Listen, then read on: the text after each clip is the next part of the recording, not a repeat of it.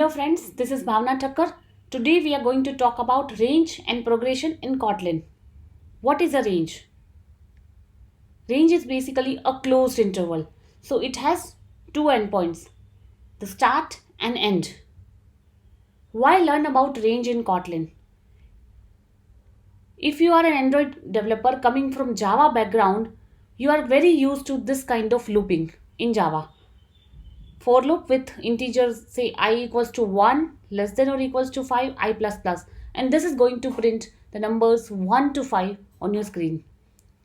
While the same thing works in Kotlin, you still have a better way to do it in Kotlin. This way, for I in 1 dot dot 5 print I. So both of these are same.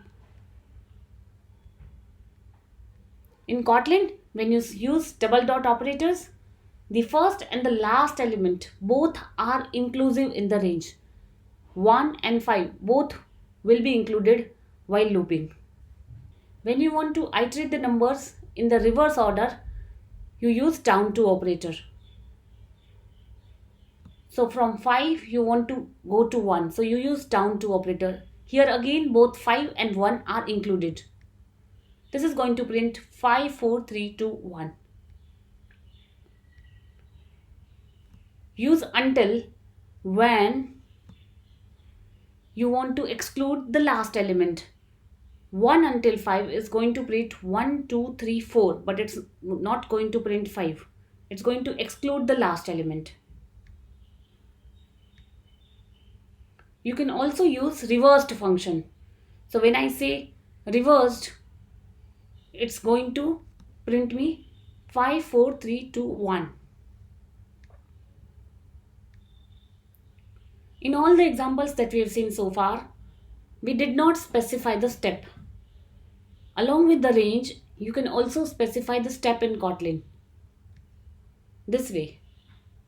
So when you explicitly specify the step, it's going to increment with that specified step. So 1 and then 1 plus 2, 3, then 5, 7, 9.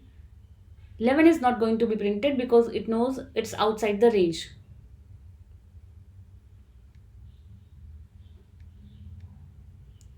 You can use step with down to as well. So this is going to start with 10, then 8, 6, 4, 2, and because the last element is 1, it's going to stop there. We've seen range. What is a progression? When you use range, it creates a progression, and the progression has three special properties: first element, last element, and step. So whatever examples we have seen so far, it internally translates this way: starts with first, may or may not include last, and it increments or decrements by step.